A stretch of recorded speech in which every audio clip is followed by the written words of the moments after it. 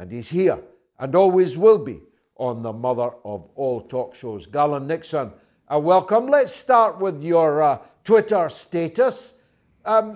Any chance of Musk reinstating you? Well, I'm starting to feel that that's less and less likely because I was, in fact, for a satirical tweet. It was clearly a comedic tweet. I did a little to-do list for Tony Blinken, and I said, on his to-do list was things such as blow up the Nord Stream pipeline and strangle Palestinians and overthrow the government of Pakistan. It was clearly satire, and I received a message from Twitter that said, I will be suspended, but you can appeal. I attempted to appeal, and I immediately got an email that said, you can't appeal, you're suspended for life. Well, a few days later, I decided, well, if I'm suspended for life, why don't I give death a shot? So I opened another account, and I called it Garland1's Ghost, and that lasted a few days, and now that has been, as was the first account, the Ghost is now a thing of the past. So basically, I'm suspended from Twitter for life. I would add the interesting thing that was that the day that I was suspended, Dan Cohen, a great investigative journalist,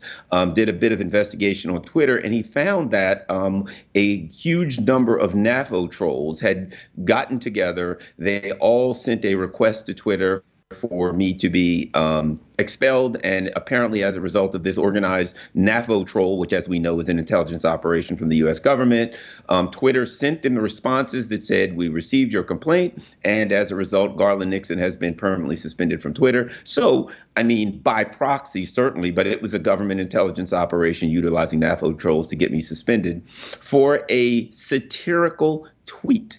And what they said was it was hateful conduct. Interestingly enough, since then, a lot of people have sent me many other tweets where people called for assassinations, murders, Donald Trump to be a military firing squad, Alan Dershowitz, on all of these other tweets, none of which seemed to be hateful conduct. But, I think I stepped on the third rail. I went after the empire's foreign policy. Well, in one way, it's a badge of honor, but it deprives the rest of us of the pearls of wisdom and satire that you were famous for.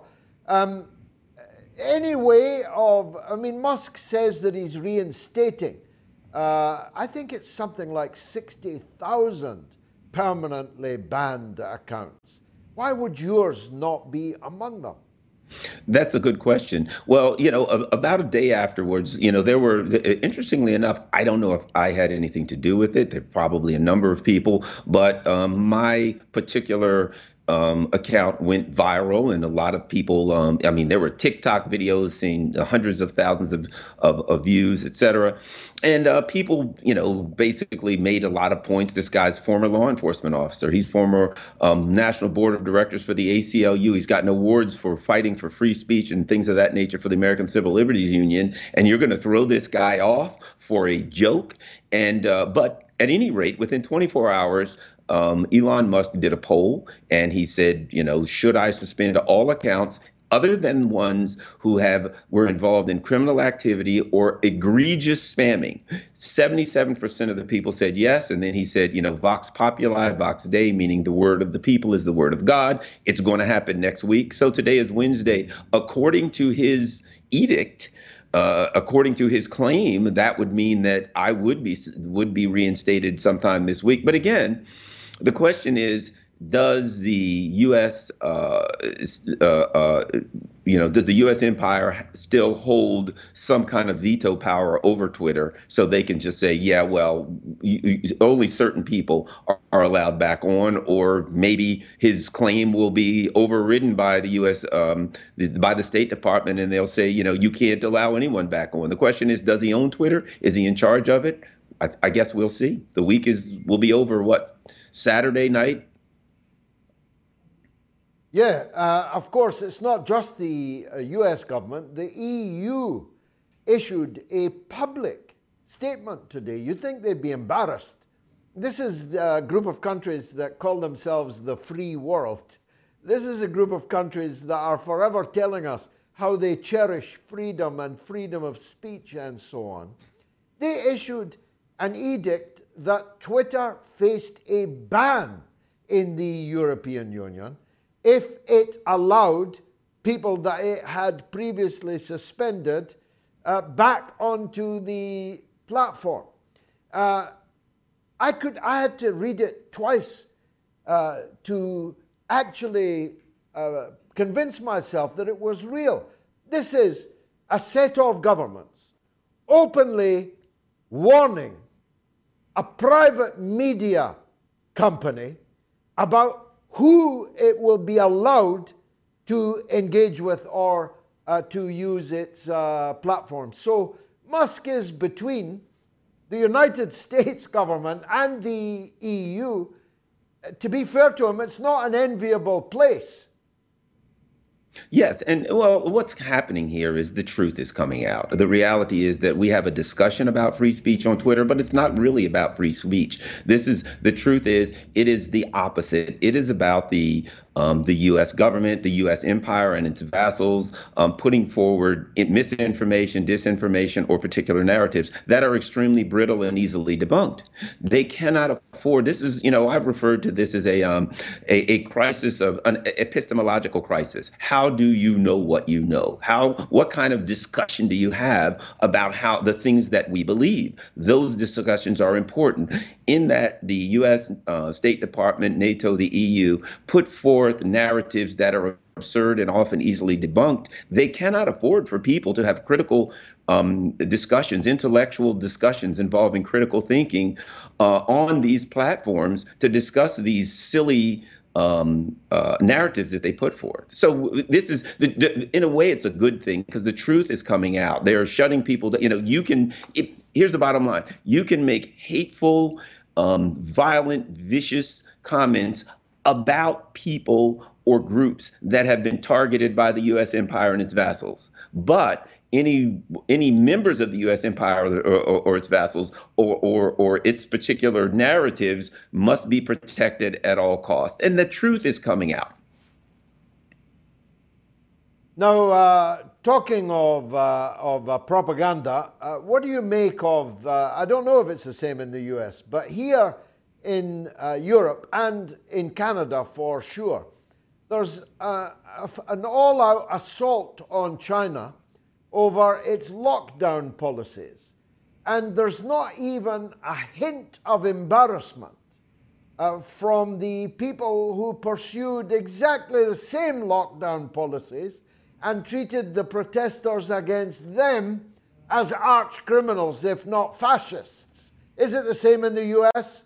It's absolutely the same in the U.S. And I think about people like you and I who discuss the truckers. If you remember the truckers up in Canada who were doing what? They were pushing back against government policies regarding COVID. And at the time, they were more conservative people. But I'm a left-leaning person, but I saw it as a populist movement, and I saw it as a positive thing for society. And I supported their right to do that. They were called Nazis from people who actually do materially support Nazis right now. There's another bit of irony there, but they were called Nazis, and eventually the Canadian government, sent the heavy-handed guys in the black uniforms in to take them apart, and they had people who contributed to them, had their bank accounts frozen. I mean, they did all kinds of totalitarian actions against them, and now there are some protests in China, but how about if we start here? You told us it was a totalitarian, authoritarian government, and that if there were protests, the people would all be immediately mowed down with machine guns. It seems to me that they are having their right to protest respected, more so than the truckers in Canada. And as you said, these were the people who were in favor of lockdowns and put down protests that opposed the COVID policies here. And now, once again, they're exposing themselves. People are looking at them and, it's a good thing as far as I'm concerned when they so blatantly and openly expose the hypocrisy of their policies. They don't really stand for any policies, as it were. It's all about who is the enemy and how can we go. Another human rights joke that they're using to go after, to smite their adversaries. Now, the war drags on, Garland, largely at your expense. Though the ultimate price is paid by the dead bodies of Ukrainians and the freezing bodies of those Ukrainians not yet killed. in this bloody war, which has now dragged on for the best part of a year, 10 months to be precise. How is it seen from the US? Von der Leyen is caught on camera, the footage is out today, saying that 100,000 Ukrainian soldiers have died in the war, which means that 2 to 3 times that number have been wounded, maimed in the conflict. So more than 400,000 people killed or wounded in 10 months. How many dead Ukrainians is the US government prepared to pay? In a nutshell, all of them until they run out. And then if they can do Poles or Romanians or any other group, that they'd be perfectly happy to do that. A big part of the discussion regarding, particularly now, the last few days, the big news story in the U.S. regarding that is Emmanuel Macron's visit to Washington, D.C. As I said, I'm 4 blocks from the White House right now in my office. That's K Street right behind me. So Macron's probably not far away. And the news is reporting that significant reports that the Europeans are furious because the United States is profiting greatly, because of the war profiteering, and also the U.S. is removing, is basically deindustrializing the EU and bringing the industry to the United States, and that there's a good amount of enmity coming. What is Macron going to say? And you and I have discussed that significantly in the past. In my opinion, he's going to do the same thing that Olaf Scholz came here and did when he was discussing the Nord Stream 2. He's going to keep his mouth shut. He's going to do what he's told. And when he goes back, he's going to do his job. The ruling elite in the EU understand that their job is to pacify the masses in Europe as long as they possibly can, while the United States continues to profiteer and to take the industry of Europe and bring it here. They have to give the illusion. They have to be controlled opposition. Macron, Schultz, etc., they'll pound their fists, they'll weep, and they'll gnash their teeth, and they will try to give their constituents the illusion that they're standing up to fight against the U.S., taking their heavy industry, when in fact they are nothing but collaborators. And I don't know if the European people do that, but here's the truth. The Americans are laughing at them.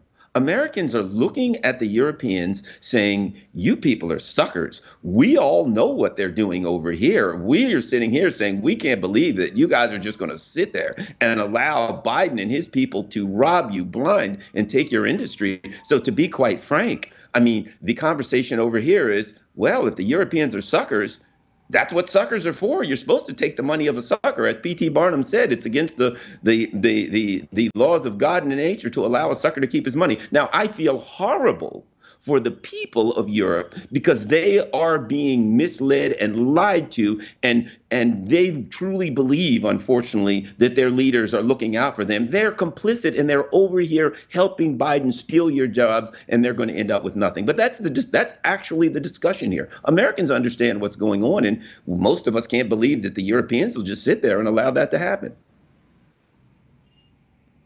I am Garland Nixon. We are all Garland Nixon. If this account is not reinstated by the end of this week, further measures will be organized by the viewers of the mother of all talk shows. Garland, thanks as always for joining us.